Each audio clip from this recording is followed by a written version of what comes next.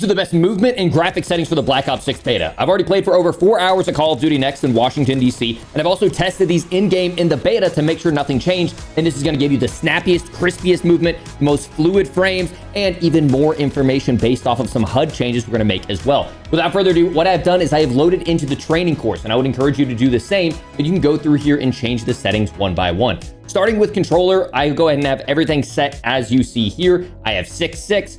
My dead zone, make sure you change this. It should be auto-loaded in, but it's a double check, the sanity check. Have your dead zones low, or right around 3, 2, 0, kind of what you would prefer there. For aiming, make sure you have to find your ADS sensitivity multiplier in here. So I bring mine down to 0.8. For aiming advanced settings, that's where you find your aim response curve, and I have mine, like most players do, at dynamic. So that's 6.8 in dynamic. I don't have any custom sensitivity per zoom. Make sure you have your aim assist on, though I will say aim assist up close has been nerfed. This hasn't been said by any official channels, but a lot of players at Next noticed it, and a lot of devs were like, hey, did you guys notice anything different about aim assist? So we'll have to go in, we'll have to do some testing, but I'm pretty sure this has been nerfed up close, which is a great thing for the not only mouse and key players, but just how bugged and overpowered rotational aim assist has been. But first, I want to show you one of the most insane pieces of tech out right now, the ROG Phone 8. Now, everyone knows the ROG Phone lineups have always had unmatched performance, but this year with the ROG Phone 8, it's one of the best daily drivers you can use as well. I mean, this phone has everything. It is sleek, minimal, ultra slim. It has professional tri-camera setup for all shooting scenarios, IP68 water and dust resistance, 2 USB-C ports, one on the bottom, one on the side, and the dearly missed 3.5mm headphone jack. And to top it all off, they include a 65-watt hypercharged charger, unlike other companies who make you pay for it separate.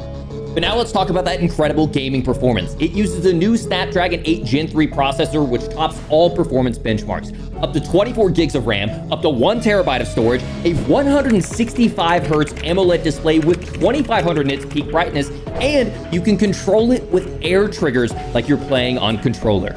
You can even take things to the next level with the Aero Active Cooler X. This offers up to 96-degree reduction in surface temperature, and it even has buttons on the back that you can use like paddles on a controller. It's also equipped with another 3.5mm headphone jack and another USB-C port, and you can use it as a kickstand as well to hold your phone up. As you guys can see, the ROG Phone 8 is absolutely loaded with features and power. If you're interested in learning more, go ahead and check out the link down in the pinned comment or the description, and a huge shout out to ROG for sponsoring today's video. So this is a huge one. Okay, set tactical sprint assist on, but then press show more. When you do this, originally it is set to a delay of 400 milliseconds. And what that does is it puts a major delay, because what tactical sprint assist is it helps us go into tactical sprint.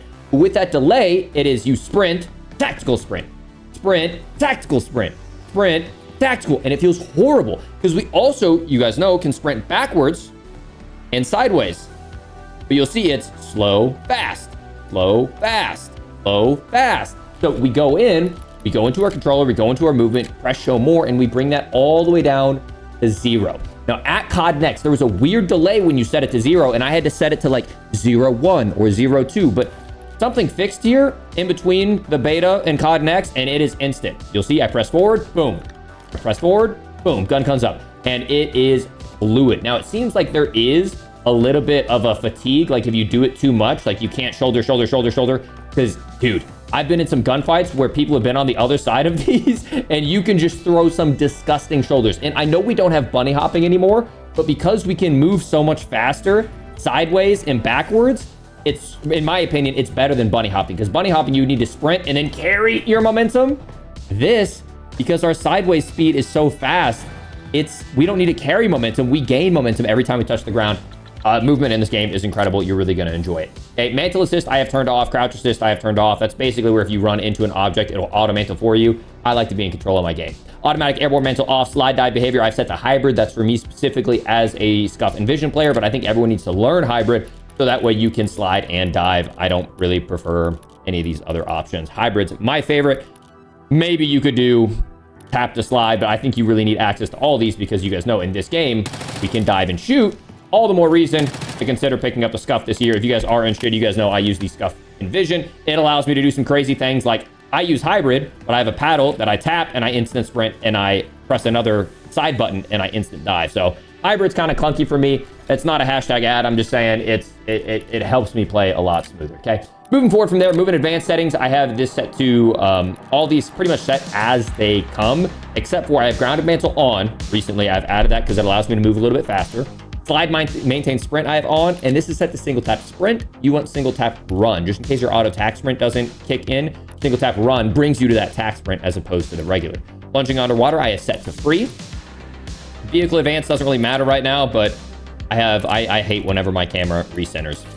Combat, everything else here is pretty much set to standard. There's nothing that I've changed that I believe in the Black Ops beta. I have tap to reload, or actually I should be putting that to at least multiplayer. I do prioritize reload. In Warzone, I do prioritize interact. Multiplayer, I do prioritize reload because I'm reloading all the time. Warzone, I do prioritize interact, so that way I can open doors, loot chests, etc. Sprint cancels reload, I have set on. I do not like the guns switching for me when I am doing depleted ammo. Everything else here is set to standard. And then moving over onto the, not the overlay advanced settings, we'll cover the interface here in a second. Graphic settings. I'm going to give you the best graphic settings for in-game, but if you're interested in the monitor settings, the best drivers, the best Windows control panel settings, the best Windows power settings, that is all covered in my previous video, and I highly encourage you. It'll take you maybe 20 minutes, but your game will run like a dream. It is worth the time. Go check out my previous video on that. Okay, everything that you see here, I have set to my max monitor refresh rate. My display gamma is set to CPU RGB 2.2. Brightness, I have bumped up to 55. That makes a really big difference for me for seeing in the shadows. I am on plus boost. Once again, some of these settings might be a little bit more specific to the previous graphic settings that I had earlier, but most of this will get you set up pretty well for the beta right now. Dynamic resolution have off. Fidelity FX cast we have turned on, with the not messing with any of this DLSS crap. Fidelity FX cast, VRAM target scale set to 90. Fidelity FX cast is set to 90. I'm not sure why it pulled up DLSS stuff right there. Variable rate shading we want on. That saves a lot of frames, or it provides a lot of frames. Texture resolution I have set to normal. Texture filter anisotropic I have set to the lowest. Depth of field is off. Nearby level of detail low. Very low. On, off, low. Once again, from the testing that our team over at FPS Hub did, it's largely inconsequential, this setting. We will let you know if there's any concrete things, but sometimes they would run a benchmark and it would run higher or lower, and it was just so inconsequential and so variable. There is no best. They ran like 4 or 5 benchmarks on each individual option, and there really is no founded data yet that we have to suggest there. Shadow quality I've set to normal because I don't like the grainy shadows. Off. Screen ambient space lighting is set to off. Screen place reflections off. Static off. Tessellation off. Low off, off, off. From there, we'll go into view. We're back. Make sure you set your field of view as you see fit. ADS field of view is affected. Wide. Turn off that motion blur. And then here we can start to get into the audio. For the audio, I have my master gain volume set high. The dialogue is set probably about, I'll bring it to 30 for multiplayer because I actually like hearing things about enemy kill streaks. And then everything else, I don't like listening to the music, though the music is pretty bad in the main menu. So I might turn that up and enjoy it a little bit, though I don't like the gameplay music. I have mine set to PC speaker. You guys know I'm using the FPS Hub tune. You guys can feel free to use the Art is War audio tune, but in general, if you don't have any sort of audio tune, I would suggest using headphones, but I'm rocking PC speaker right now. Reduced tinnitus sound, I have set to on. Voice chat, you can set all of this as you see fit. And then interface, there's some big changes in here. So for interface, color customization, you can do all this as you want. For color filter, I have mine set to world only because the interface, it will actually change like the color of some of your objectives. If you put both, like it'll make the enemies yellow and teammates like blue. It gets really weird. So I have my color filter set only to world this time around. And then a big one is gameplay HUD. So you'll see here, you can select some HUD presets. And as I move around, take a look at some things like down on the bottom right, the location of where my minimap is, my health, my ammo counter, all this stuff moves around. So what I've done is I've selected classic, but you can make additional changes on top of that. So I select classic, I go back, I go to my interface, and then we know we want our minimap to be square, right? Because if I go to square, and you'll see, for example, see how I can just barely see that one up on the top left-hand corner of my screen, on the top right-hand corner of my minimap? I can barely see one.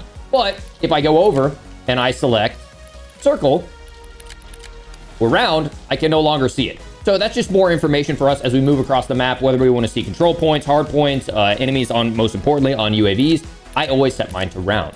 I also want to make sure my minimap rotation is on, and I want to make sure my radar is set off. That one kind of looks really weird. I'm not sure what the purpose of that setting is, to be honest.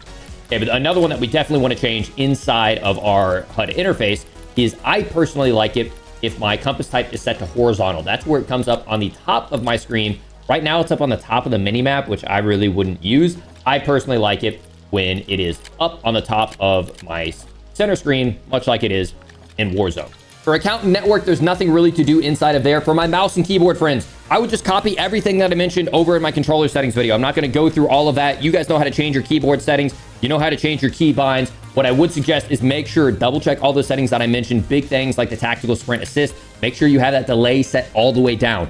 If you have a scuf envision, you're interested in my keybinds, you can check out my previous settings video in there. If you guys haven't already, make sure to check out that video for the smoothest graphics performance. You need the updated drivers, the updated config files, the updated Windows settings. All that stuff is in there, and it's going to make your PC run like a dream. But I want to give a huge thank you again to ROG for not only sponsoring today's video, but for being a channel sponsor for a long time. The ROG Phone 8 is an absolutely incredible piece of tech. We're talking about how to get your game to run the best if you have mobile games or just a mobile phone in general. That thing is a powerhouse of performance. Huge thank you again to them for sponsoring today's video. If you guys want to catch me live, I'll be live over on Twitch and here on the main YouTube channel as well. You can join me for some high action gameplay. Hope this provides some value to you. Hope you guys enjoy the beta, and I'll be giving away some beta codes as well on stream if you guys want to check those out. I'll see you all on the next one.